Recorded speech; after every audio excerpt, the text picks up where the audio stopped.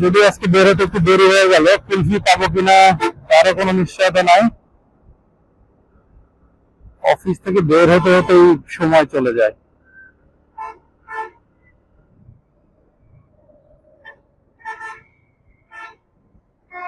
আজকে মনে হয় যেহেতু তাড়াহুড়া আছে, আজকে একটু ধীরে করতে হবে। এখন কি হয় কে জানে।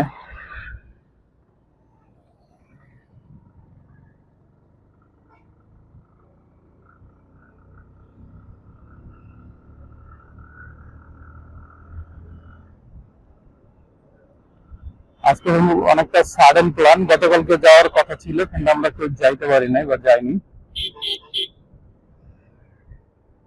যার ফলে আজকে যেতে হবে কুলফি খাওয়ার জন্য।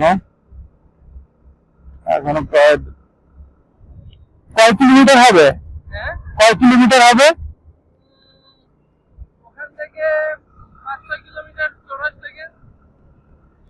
তার মানে এখন থেকে প্রায় 5-6 কিলোমিটার বাইক রাইড করতে হবে, তারপরে যে আমরা হয়তো কুলফি দেখা পেলেও পেতে পারি যদি ভাগ্য ভালো থাকে। আর এই যে গতকালকে অবশ্য এই বিষয়টা নিয়ে একটু বলেছিলাম, এই মোড়টা এখানে যে এতগুলো অটো দাঁড়ায় থাকে, মানে রাস্তাই তো নাই এখানে। একজন মানুষ বা একটা যানবাহন যে সুন্দর মতো হচ্ছে বাম থেকে ডানে যাবে অথবা সোজাসুজিও যাবে, তাও এদের জন্য সম্ভব হয় না। এই যে এখানে কিভাবে অটোগুলো দাঁড়ায় থাকে, এটা তো খুবই প্যাথেটিক, খুবই প্যাথেটিক। আর আমাদের দেশের ট্রাফিক ব্যবস্থার প্রতি আইন আছে, কিন্তু সবার তো আর সেই সহমর্মিতাটা নাই। আইন মানার প্রবণতা সবার মধ্যেই কম। এই রাস্তায় ঢাকার দূরত্ব 183 কিলো।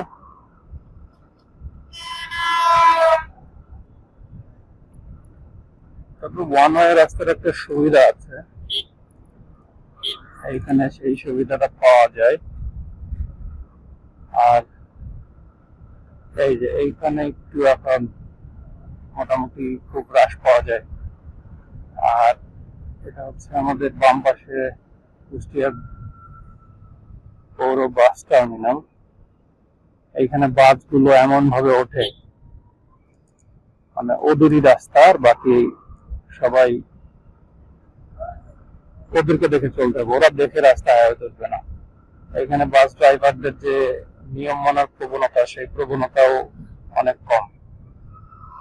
আসলে সব জায়গায় ঢেলে সাজানোর দরকার, সেটা আমরা কতটুকু পাচ্ছি এটা হচ্ছে বিষয়। ঢেলে সাজানোর মতো অনেক জায়গা আছে, তবে একটু নিয়ম মানলে সবকিছুই আমাদের জন্য অনেক সহজ হয়ে যায়।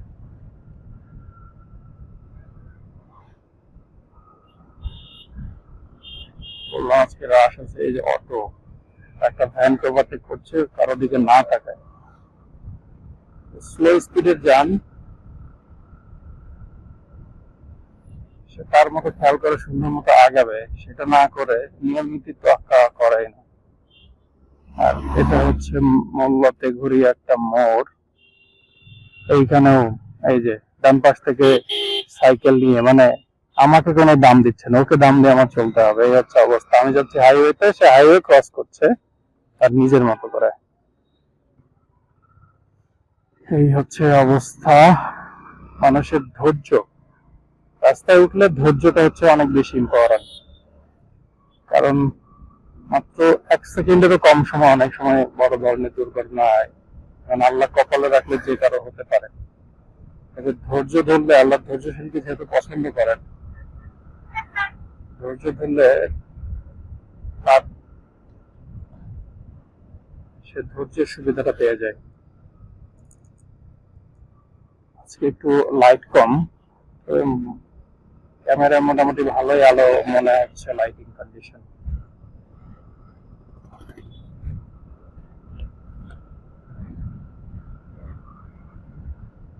আর চৌরাশ মোড় থেকে কুমারখালী পর্যন্ত পুরো রাস্তাটাই অটো, ভ্যান, মোটরসাইকেল, তারপরে সিএনজি, এরপরে আছে মাহেন্দ্র, অনেক সময় নাসিমন করিমন সাইকেল, এইসব বিষয়গুলোর জন্য এই রাস্তাটা অনেক রাশ থাকে। খুব সচেতন ভাবে এখানে চলাচল করতে হয়। এই যে ভ্যানটা, সে এখানে কিভাবে ঘুরে গেল। আর এই যে এইখানে একটা মোড় আছে হাউজিং এ যাওয়ার জন্য, এখান দিয়ে যারা ওঠে তারাও উড়াক তারাক ওঠে, আর যারা এখান দিয়ে হচ্ছে এই মোড় দিয়ে বামের দিকে নেমে যায় বা ডান থেকে ডান লেন থেকে ডানে চলে যায় ওইদিকে, তারাও দেখা গেল খুব রাশ মুভমেন্টে থাকে সবসময়। এই যে বাসটা ঢুকাই দিল, ও আমাকে কোয়ারি করলো না, এই হচ্ছে সমস্যা।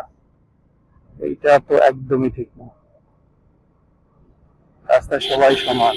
এই যে ট্রাকটা দিছে, ভরে দিছে ট্রাক। এইরকম অবস্থা যদি হয় তাহলে তো মুভ করাই কঠিন হয়ে যায়। আর রাস্তায় নামলে এই ধরনের স্টুপিড পিপল গুলোই পাওয়া যাবে বেশি। বললাম না, ধৈর্যের বিষয়।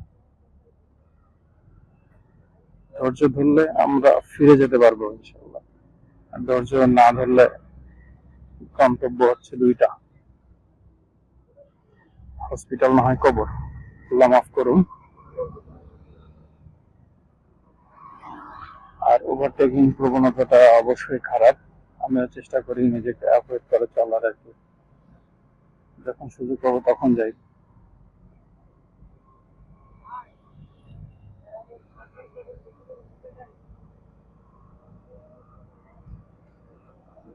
এই যে একটা জিনিস, একটা সময় কিছু দেখছে না, লুকিং গ্লাস আছে না কিছু আছে, এবার কাছ থেকে সাইডও নিতে পারবে না।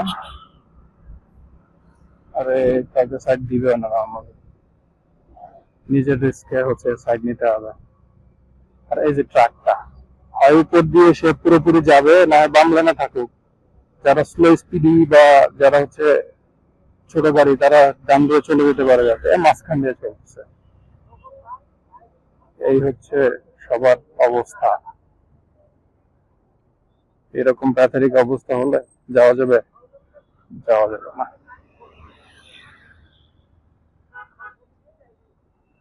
এইখানেও মানুষ অনিয়মে আসে, তবে আজকে মোটামুটি নিয়ম মেনে মনে হচ্ছে আগাচ্ছে সবাই, খুবই ভালো। উনি আবার নিয়ম নীতি তোয়াক্কা না করে অনওয়াক।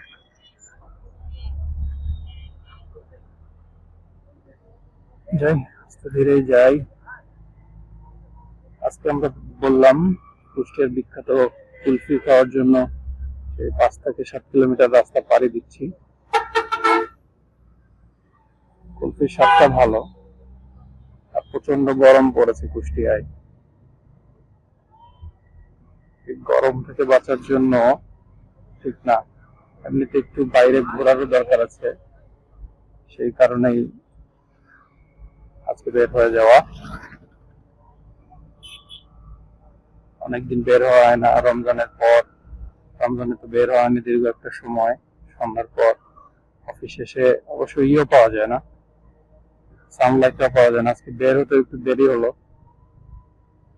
কারণ অফিসের কাজের কিছুটা প্রেশারই ছিল বলা যায়। ঝামেলাপূর্ণ কাজের জন্য মাত্রা জ্যাম হয়েছিল। আসবো কিনা একটু দোদুল্যমান ছিলাম, ফাইনালি ডিসিশন নেওয়া হলো যে যাই, সেজন্য দেরি হলো। এখন সেই কুলফি পাওয়া যাবে কিনা সেটা হচ্ছে পরের হিসাব, যেতে হবে, এটাই হচ্ছে বর্তমান হিসাব। থেকে মাগরিবের আজান দিয়ে দিল, আর 2 কিলোমিটার মতো রাস্তা আছে। তো স্লো স্পিডে আগালে এর সাথে তো পারা যাচ্ছে না।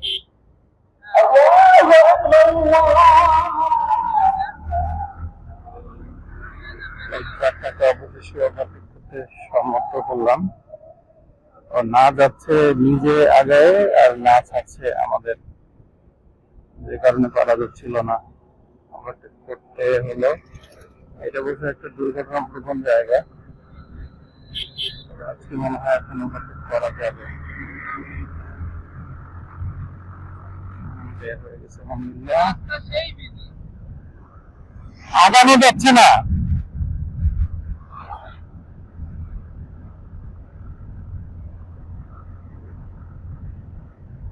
জোরে টানলে সেই রকম গরম লাগতেছে গায়ে।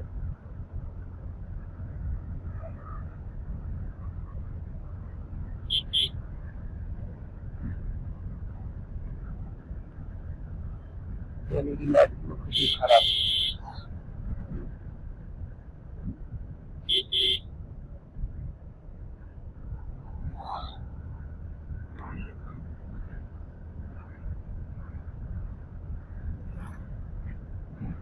যেখানে এতক্ষণ প্রায় পৌঁছে যেতাম আরো অনেকক্ষণ আগে, কিন্তু এখন পর্যন্ত যেতে পারেনি।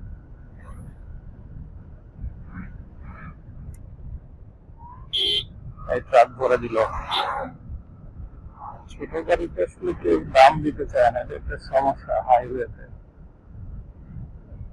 আর কোন অ্যাক্সিডেন্ট হলে বাইকারদের দোষ, সবসময় বাইকারদের দোষ থাকে না, কিছু সময় বড় গাড়িরও দোষ থাকে, তারা এই গুণটা চায় না।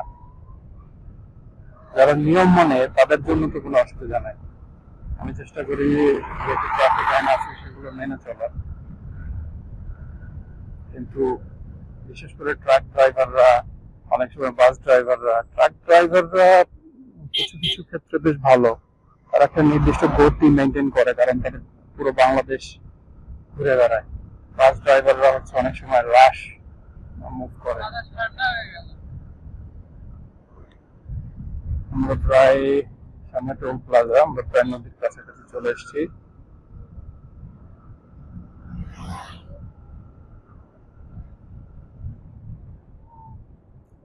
এখানে আজকে অবশ্য টোল দিতে হবে না, কারণ আমরা ব্রিজ পার হব না।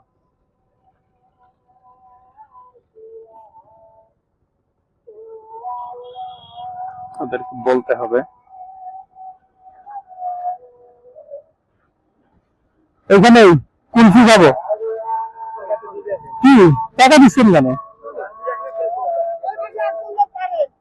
20 টাকা দিচ্ছেন?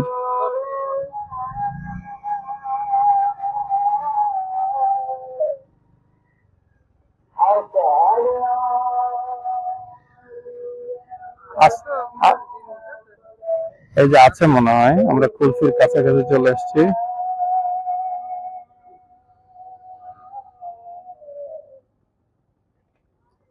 এই ব্যাগ করছে।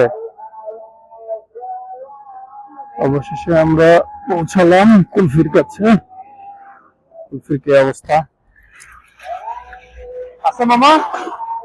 নাই শেষ।